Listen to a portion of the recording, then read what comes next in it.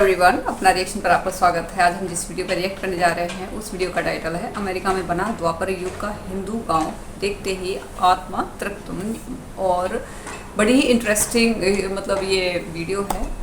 और वहाँ पर अमेरिका में एक बिल्कुल जैसे पहले द्वापर युग में जिस तरीके से हिंदू रहा करते थे, जस्ट उसी तर्ज पे बना हुआ है। तो बड़ा अच्छा लगता है इस तरीके से। और वहाँ का टूरिज़्म भी काफ़ी बड़ा है, ठीक है। और बिल्कुल इंडिपेंडेंट गांव है वो। तो देखते हैं किस तरीके की वीडियो है। अगर आप न्यू है चैनल पर, चैनल को सब्सक्राइब कर दीजिएगा, लाइक कर दीजिएगा, शेयर कर दीजिएगा। तो वीडियो को शुरू करते हैं। वाशिंगटन डीसी से लगभग 400 किलोमीटर की दूरी पर और अमेरिका के वेस्ट वर्जीनिया के एपलाचियन पर्वत श्रृंखलाओं के बीच मौजूद है एक बहुत ही सुंदर और मनमोहक द्वापर युग की कल्पना पर आधारित अमेरिका का पहला और सबसे बड़ा हिंदू गांव, जिसको देखकर ऐसा लगता है कि अमेरिका के इस हिंदू गांव में साक्षात भगवान श्री कृष्ण जी निवास करते हैं। और जब अमेरिका में विंटर सीजन होता है तब इस गांव की सुंदरता कुछ ऐसी होती है।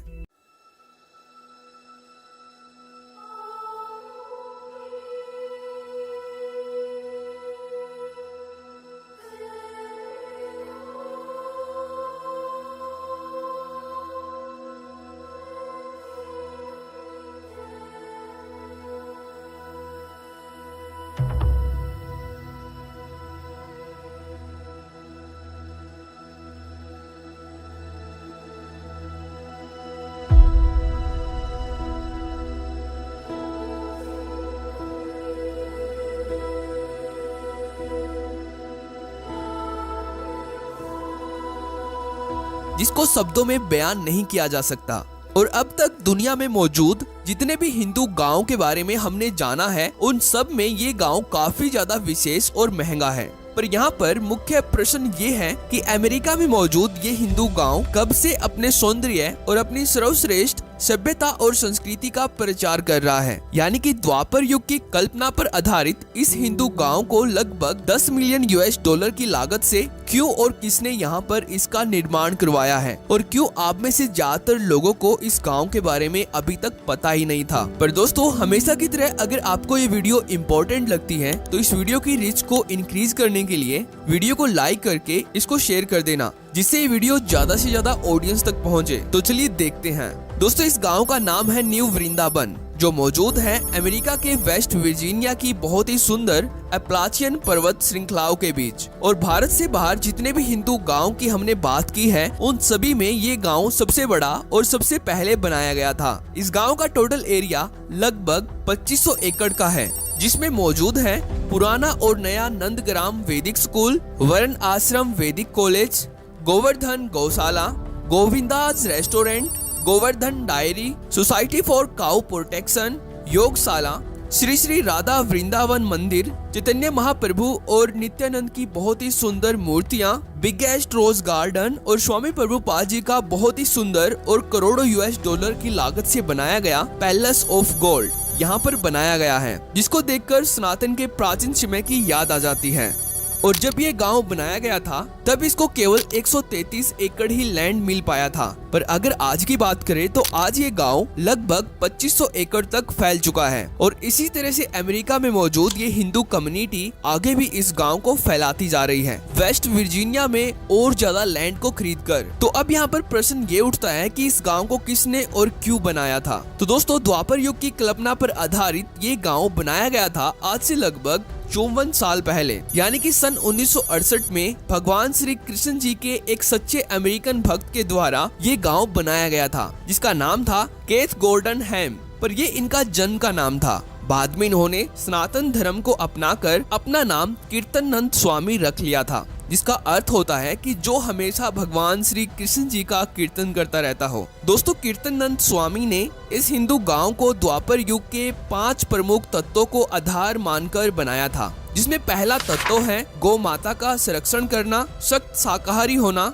और स्थानीय जैविक कृषि करना। दूसरा तत्व है सादा जीवन जीना। तीसरा तत्व है अमेरिका के इस गांव में भगवान श्री कृष्ण के तीर्थ स्थल बनाना। चौथा तत्व है गांव में रहने वाले हिंदुओं को सनातन की आध्यात्मिक शिक्षा देना, जिसके लिए वैदिक स्कूल्स यानी कि गुरुकुल खोलना, और पांचवा और सबसे मुख्य तत्व है भगवान श्री कृष्ण से प्रेम करना और भगवत गीता पढ़ना। और इसके लिए स्वामी कीर्तनानंद ने अपने अमेरिकन साथियों के साथ मिलकर अमेरिका के वेस्ट वर्जीनिया में 133 एकड़ लैंड खरीदकर सनातन के इस गांव की नींव रखी थी, और आज ये इनका गांव हजारों एकड़ तक एक्सपेंड हो चुका है। दोस्तों, स्वामी कीर्तनानंद इस्कॉन के फाउंडर भक्ति वेदांत स्वामी प्रभुपाद जी के शुरुआती शिष्यों में से एक थे, जिन्होंने स्वामी प्रभुपाद जी का अमेरिका में एक हिंदू इको विलेज बनाने का सपना सच किया था, जिसके कारण अमेरिका में एक हिंदू गांव बन पाया है, जहां पर हर एक हिंदू त्योहार को बड़े ही धूमधाम से मनाया जाता है। और खुशी की बात तो ये है कि इस गाँव में हिंदू त्योहारों पर पत्थर मारने वाले विशेष लोग दूर दूर तक यहाँ पर मौजूद ही नहीं है, जिससे इस गांव के शांत वातावरण में जब हिंदू त्योहारों की मंत्रमुग्ध कर देने वाली मनमोहक झलक दिखाई देती है, तो तब ऐसा लगता है कि मानो हम 5000 साल पहले द्वापर में पहुंच गए हों।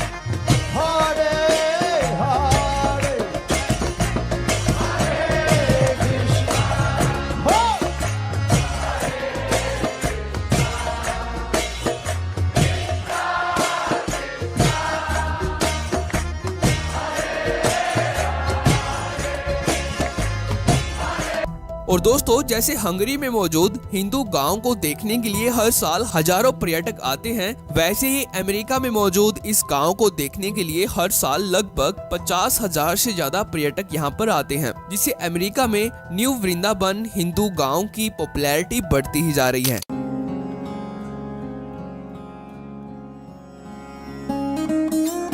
काफी बड़ा है यार ये जगह। जय Shri Krishna. Virginia, Maryland. You guys? Rockville. No, I was born in Maryland. I don't go back. 20 years I haven't been back to Maryland. Everyone in Maryland, the people. This is New Vrindavan. New Vrindavan. Yeah, see, this is New Vrindavan. You're not your first time here. This is the first time we're coming here. Brilliant. And do you know tomorrow there's a festival here? Rath Yatra, so we celebrate, right? It just happened. It just happened. Also the dancing. The Sambalpuri dance. The Sambalpuri dance. Yeah, it was nice meeting you. So you're going to stay here or like? No, we're staying nearby in a hotel. We got a hotel for the. Okay. You're the rat, huh? Yeah. Take a hobby. Okay, thank you.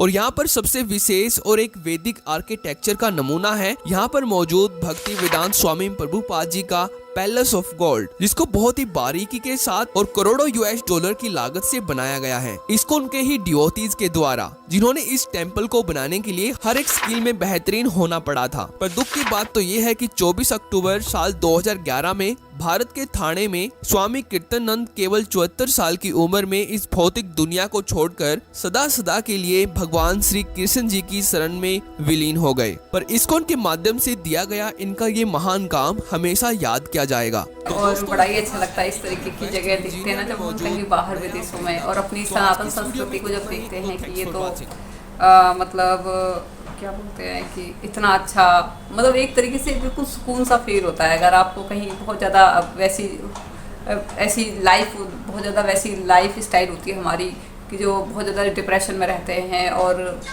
बहुत ज़्यादा थके हुए रहते हैं, लेकिन जब आप ऐसी जगह पे जाते हैं तो बड़ा ही अच्छा लगता है। और ऐसी जगह मेरी सबसे ज़्यादा फेवरेट होती हैं, मतलब जहाँ पे सुकून हो, शांति हो, एकांत हो, ऐसी जगह मेरी सबसे ज़्यादा मुझे बहुत ज़्यादा पसंद है। ठीक है, कभी भी कभी घूमना फिरना होता है तो ऐसी जगह ही चूज़ करती हूँ, ना कि कहीं भीड़ भाड़ वाली या फिर वैसी चीज़ों को मैं अवॉइड करती हूँ। तो ये बहुत अच्छी रहती है और इससे आपको एक मानसिक शांति ज़रूर मिलती है। ठीक है, और जो प्रकृति से जो प्रेम करते हैं ना, वो लोग ऐसी जगह पे ज़रूर जाते हैं। ठीक है, और टूरिस्ट भी बहुत ज़्यादा बढ़ रहे हैं। और आज से जैसे द्वापर युग में जिस तरीके से लोग रहा करते थे, देखिए कितने अच्छे तरीके से उनका रहन सहन था, और इसमें देखो कितने अच्छे तरीके से दिखा रखा है, कितनी शांति है, कोई किसी भी तरीके का वो झगड़ा नहीं है, ना ही कोई आपके कपड़ों के ऊपर कोई आपको कटाक्ष करेगा कि आपने ये पहन रखा है, आपने वो कर रखा है, आपको कोई ना कोई गाली देगा। मतलब आप ये अंदाज़ा लगा सकते हैं कि सनातन संस्कृति कितनी खूबसूरत थी, कितनी सुंदर थी। ना ही आपका कोई शोषण होगा, जैसे रहता है ना बहुत समाज में देखते हैं कि लेडीज़ का शोषण हो रहा है, उनको परेशान किया जा रहा है, या फिर उनके कपड़ों के ऊपर उनको व्यंग किया जा रहा है। तो वहाँ पे क्या है कि बहुत ही ज़्यादा एक ऐसा कुछ भी नहीं है। वहाँ पे अपना आराम से, सुकून से, शांति से, प्यार से और भगवान का नाम लेते हुए अपना कीर्तन करते रहते हैं, और अपने एक टाइम पे ईश्वर को प्यारे हो जाते हैं, और मतलब उनकी शरण में चले जाते हैं। और यहाँ पे लोग भी आते हैं, क्योंकि जो शहरों में जो लोग रहते हैं ना, वो काफ़ी ज़्यादा उन पर बहुत ज़्यादा प्रेशर रहता है। आप काम का प्रेशर लगा लीजिए, वैसे भी बहुत ज़्यादा थके हुए रहते हैं, तो उनको एक मानसिक शांति चाहिए होती है। तो वो ऐसी जगह पे आते हैं। जब वो आते हैं तो वो बहुत ज़्यादा प्रभावित होते हैं, फिर उनका भी मन करता है कि हाँ, यहाँ पे कुछ ऐसा होना चाहिए सिस्टम के, भी 1-2 महीने के लिए हम भी यहाँ पे रुकें, जिससे कि हम अपनी लाइफ को बहुत ही simple living and high thinking वाली एक सोच क्रिएट हो जाती है। इस तरीके की लाइफ स्टाइल जीने का लोगों का बहुत मन करता है, जो बहुत ज़्यादा घिरे हुए रहते हैं, मतलब भीड़ भाड़ में। उनको एक अकेलापन चाहिए होता है कि वो कहीं शांति में जाके वो रहें, और बड़ा ही अच्छा लगता है इस तरीके से। वहाँ पे जैसे पर्व मनाए जाते हैं, और बड़ी शांति के साथ में वहाँ पर्व मनाए जाते हैं, श्री कृष्ण जी का नाम लिया जाता है। वहाँ कोई पत्थरबाजी या कुछ नहीं होती, उस चीज़ से बहुत दूर दूर हैं।